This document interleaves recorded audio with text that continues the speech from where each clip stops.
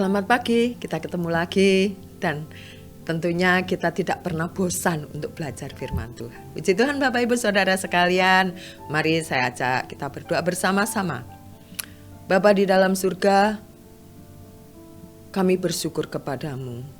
Tiada kata yang bisa kami rangkaikan untuk kami mengungkapkan rasa terima kasih dan syukur kami kepada Tuhan. Terima kasih Tuhan, Kau sudah menjaga dalam peristirahatan kami, Kau sudah membangunkan kami dengan tidak kekurangan sesuatu apapun. Dan kami bersyukur kepada Engkau Tuhan. Terima kasih, di dalam nama Tuhan Yesus kami sudah berdoa dan menyerahkan proses pembelajaran kami pada pagi hari ini ke dalam tangan Tuhan. Haleluya, amin. Puji Tuhan Bapak Ibu Saudara sekalian, pada pagi hari ini bacaan kita terambil di dalam kitab Injil Lukas.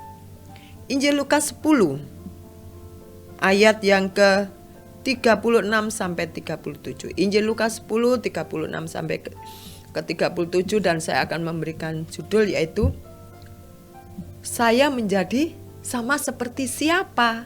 Haleluya. Ya. Bapak Ibu Saudara sekalian dikasihi oleh Tuhan,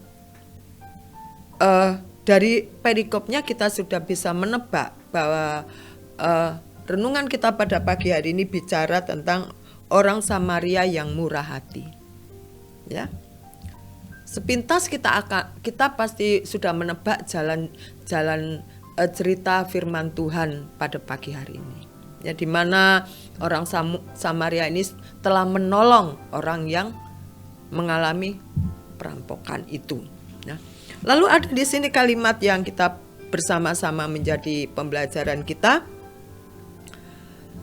Ayat yang ke-25 begini. Pada suatu kali berdirilah seorang ahli Taurat untuk mencobai Yesus. Katanya, "Guru, apa yang harus kuperbuat untuk memperoleh hidup yang kekal?" Jawab Yesus kepadanya, "Apa yang tertulis dalam hukum Taurat? Apa yang kau baca di sana?"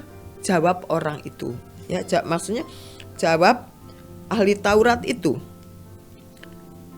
"Kasihlah Tuhan Allahmu dengan segenap hatimu dan dengan segenap jiwamu dan dengan segenap kekuatanmu dan dengan segenap akal budimu, dan kasihlah sesamamu manusia seperti dirimu sendiri."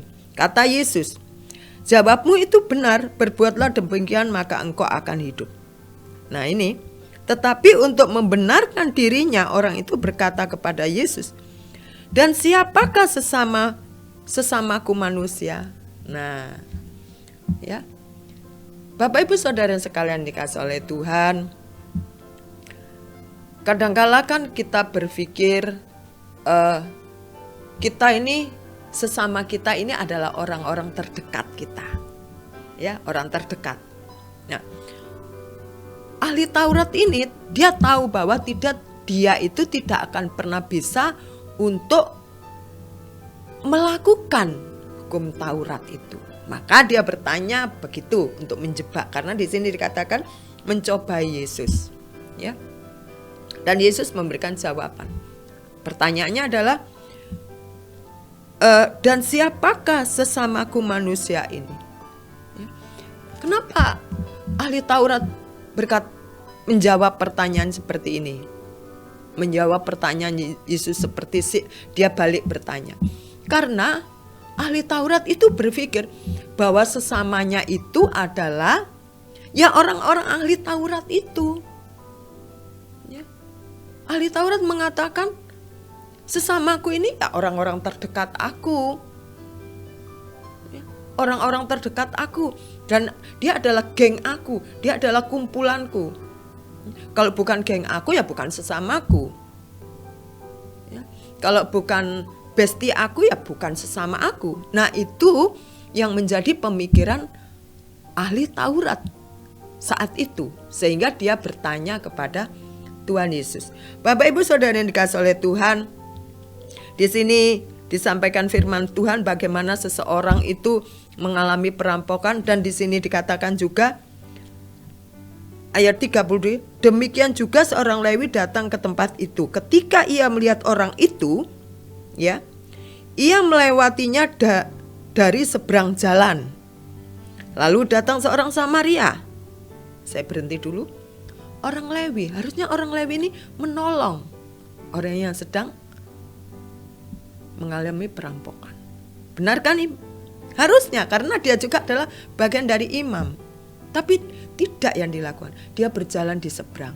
Jadi nggak dekat dengan orang yang lagi mengalami kesusahan. Tetapi di sini dikatakan, lalu datanglah seorang Samaria yang sedang dalam perjalanan ke tempat itu, dan ketika ia melihat orang itu, tergeraklah hatinya oleh belas kasihan.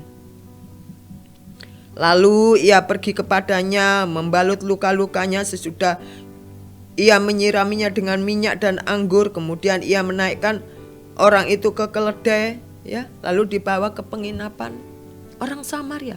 Orang Samaria dengan orang Yahudi itu kan mereka berseberangan, tidak akur, ya, tidak akur.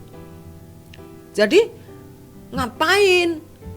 Buat apa orang Samaria menolong orang yang sedang mengalami perampokan itu? Tetapi yang kita pelajari adalah, yang kita lihat, ya, orang Samaria ini tidak mempunyai pola pikir atau pemahaman, konotasi bahwa sesamaku ini adalah ya orang Samaria saja, no reckon you, ya, tidak. Kalau kamu bukan geng aku, kalau kamu bukan kelompok aku, kalau kamu bukan bestie aku nggak ada urusan dengan kamu. Masa bodoh? Tidak. Bapak Ibu Saudara yang dikasihi oleh Tuhan, yang dilakukan oleh orang Samaria ini mencelikkan kita, mengingatkan kita, ya, untuk kita menganggap sesama kita, untuk menganggap dia itu sahabat kita, teman dekat kita, sohib kita, bestie kita. Tidak harus mereka itu satu level dengan kita. Tidak harus mereka itu satu geng dengan kita. Baru kita mengatakan itu sesamaku. Amin Bapak Ibu. Sesamaku itu adalah orang-orang yang ada di sekeliling kita. Ya. Kalau kita tinggal di rumah, masyarakat yang ada di sekitar kita. Kalau kita yang bekerja di kantor, teman-teman di kantor. Kalau kita di gereja, teman-teman semua anggota jemaat itu adalah sesama kita. Kalau kita berpikir bahwa sesamaku itu adalah bestiku, sesamaku itu adalah selevel dengan aku, wah, kita sudah mendekati menjadi seperti, maksud saya, orang ahli Taurat. Bapak Ibu, saya percaya kita semua anak-anak Allah. Kita semua ditebus oleh darah Kristus. Kita semua sudah dimerdekakan oleh Yesus. Dan kita semua sudah tahu hukum dari Injil ini, yaitu mengasihi Tuhan dengan segenap hati, segenap jiwa, dan juga mengasihi sesama. Itulah hukum yang tidak bertentangan dengan apapun juga. Dan pada pagi hari ini kita mengingatkan, siapa yang ada di sekeliling kita, di gereja, di tengah-tengah masyarakat kita, siapapun dia, apapun dia kondisinya, ya, secara intelek, secara ekonomi, bagaimanapun kondisi, mereka adalah sesama kita. Dan kita wajib mempunyai belas kasih kepada mereka. Bapak Ibu Saudara yang dikasihi oleh Tuhan, kita diselamatkan itu anugerah, dan itu belas kasih Tuhan yang diberikan kepada kita. Amin Bapak Ibu. Belas kasih Tuhan itu selalu tersedia untuk kita, dan hendaknya kita juga berbelas kasihan, mengalirkan belas kasih Tuhan kepada siapapun tanpa kita pandang dia. Oh, kalau dia nggak cocok, nggak usah belas kasihan. Dia nggak cocok dengan aku. Dia adalah seteruku, dia adalah musuhku. Dia yang suka jealous dengan aku.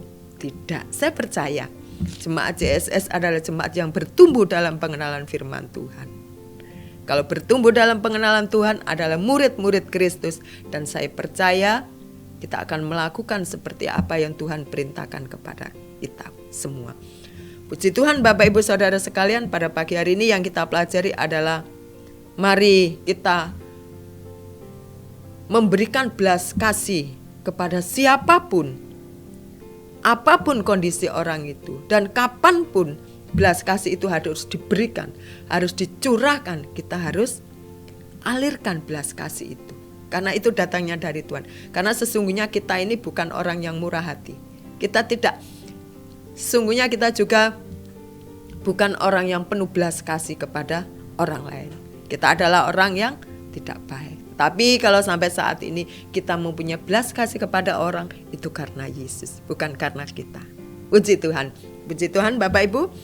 Puji Tuhan, kita percaya kita mau kenakan belas kasih itu yang Tuhan perintahkan dalam kehidupan kita. Dan kita alirkan kepada setiap yang kita temui supaya kita menjadi saluran berkat dan Tuhan dimuliakan lewat kehidupan kita. Puji Tuhan. Mari kita berdoa bersama-sama.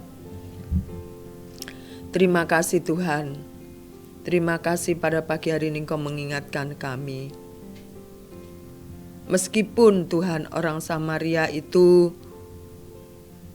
tidak ahli seperti ahli Taurat, tetapi kami melihat hatinya begitu luar biasa, penuh belas kasih. Dan kami belajar dari Engkau Bapa, bahwa kami harus mengasihi sesama kami, siapapun mereka, tanpa pandang bulu.